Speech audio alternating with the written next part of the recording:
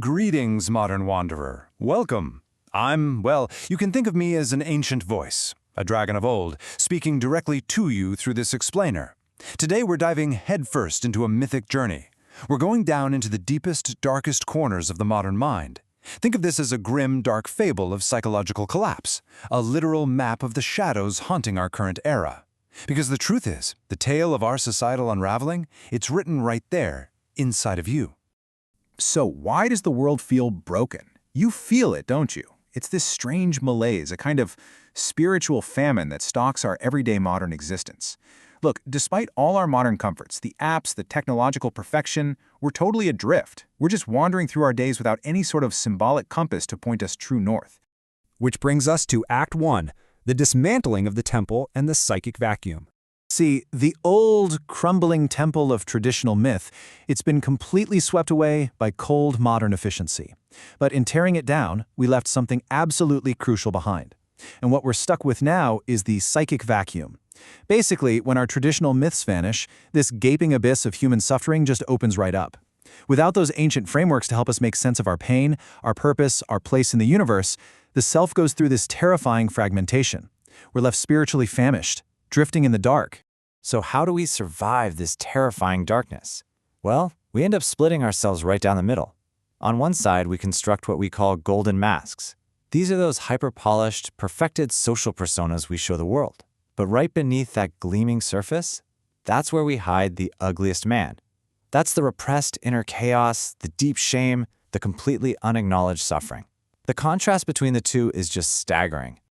Now, as you might guess, there's a huge, terrible cost to wearing these golden masks, because these fake, socially acceptable personalities are really just desperate attempts to hide our deepest insecurities. And keeping up the act leads to profound psychological dissociation.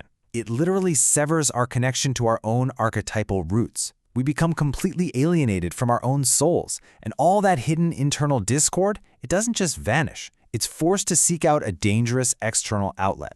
And that leads us to Act 2, the regressive flight into the collective shadow. You see, when the internal pressure of this psychic vacuum gets too heavy for that fragile golden mask to bear, something's got to give. Something snaps. The modern wanderer just can't face that abyss alone, so they rapidly devolve. They trigger a regressive defense mechanism. We run away from the terrifying anxiety of our own emptiness, right? And we desperately seek any shelter we can find, even if it means totally abandoning our own individuality. It's a panicked rush. We seek out this hollow sense of belonging by merging with a collective shadow. We start rallying behind political banners, shouting slogans, and here's the kicker. It's not out of true conviction, it's out of fear. This whole shift allows us to take all that unresolved internal discord and just project it outward. We throw it onto our neighbors, our enemies, or whatever political opponents are in front of us. And the result? Tribalistic aggression. But make no mistake, Wanderer, this aggression is absolutely never about a genuine search for truth. When you see mobs raging online or factions just tearing each other apart in the streets, you aren't seeing justice. You're witnessing a desperate strike against the shadow rotting within their own hearts. They are attacking outward specifically because they are terrified to look inward. These ideologies act as nothing more than false idols. They provide this cheap communal scaffolding that just props up the hollowed-out individual. It totally replaces the difficult, agonizing work of real personal growth. I mean, think about it. It's so much easier to stand in a giant crowd and shout than it is to sit alone in silence and actually face your own demons, right? Moving on to Act 3, the mask of morality and the broken bridge. Let's actually break down the exact mechanics of this deception, because the collective shadow is incredibly cunning. Step 1, you feel this agonizing, unresolved internal discord. Step 2, you can't bear it, so you project that rot right onto a political enemy. And then Step 3, you hide this whole ugly process behind what we call the mirror of justice. You literally use the concept of virtue as a mask for your own personal resentment and your hunger for legal revenge. By adopting the social persona of the righteous crowd, these individuals perform this terrifying magic trick. They manage to justify their vicious tribalism, their cruelty, and their hatred, and frame it all as a moral necessity. They convince themselves absolutely that they aren't angry and empty at all. No, they are just and they are pure.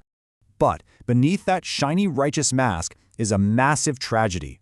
At their core, they're really just bridges that broke. They are fundamentally incapable of reconciling their rigid, logically structured minds with their deeper, wilder, chaotic nature. They tried to build a bridge over the abyss using this cheap ideological wood, and it just splintered right beneath their weight. And the ultimate consequence of all this? By relying totally on external ideological scaffolding to prop themselves up, they become completely deaf to the great reason. Now, the great reason is the profound natural wisdom of their own body. It's those ancient archetypal truths that simply cannot be contained in a catchy political slogan. They are, quite tragically, severed from their own nature. Finally, we reach Act 4, Into the Wilderness.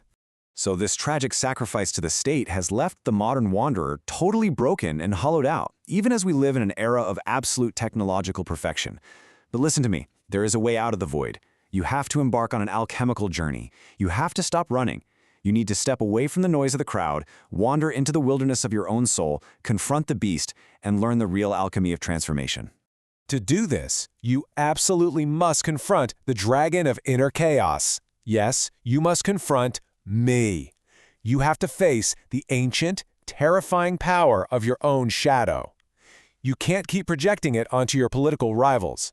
You have to stand your ground, look the beast right in the eye, right there in the cavern of your own heart. And the moment you finally face that dragon, you begin the great work. This is the true alchemy, turning poison into fuel. You take your hidden darkness, your shame, that ugliest man we talked about, and instead of attacking it in other people, you integrate it, you own it. You take that corrosive resentment and you transform it into the fiery fuel of personal power and self-knowledge. If you can survive this dark underworld of the self, you emerge completely transformed. You finally step out of that psychic vacuum and you enter the age of the hero.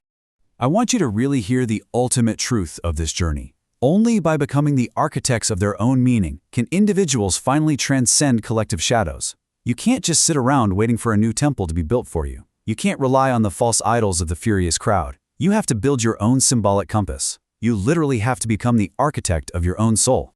So I leave you with this booming question, modern wanderer. Are you going to step into the wilderness and finally face the dragon of your own inner chaos? Or will you just hide forever, slowly rotting away behind a fragile golden mask? The choice and the ultimate meaning of your life is entirely yours to build.